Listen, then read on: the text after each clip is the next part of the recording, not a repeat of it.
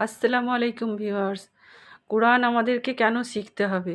কোরআন শিখবার কোনো বাঁধা ধরা টাইম নেই। কবে শিখতে হবে, কেমন করে শিখতে হবে এটা আপনার উপর নির্ভর শুধু পড়তে জানলে হবে না, ওকে ডিটেলস বুঝতে হবে, বুঝে ওটার ওপর আমল করতে হবে। এটাই হচ্ছে আমাদের কোরআনের মেইন উদ্দেশ্য। আপনি টাইম বের করবেন, আল্লাহ আসানি করবে।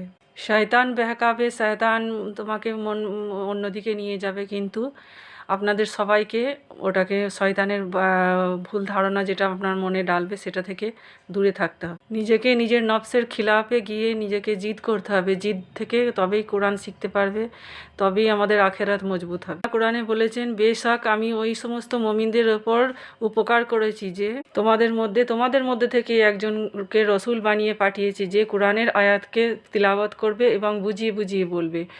তো রসুল সাল্লাল্লাহু সাল্লামের পরে ওই জিম্মেদারি এখন আমাদের। আমরা সবাইকে শেখাতে চাইতে হবে, শিখতেও হবে ইনশা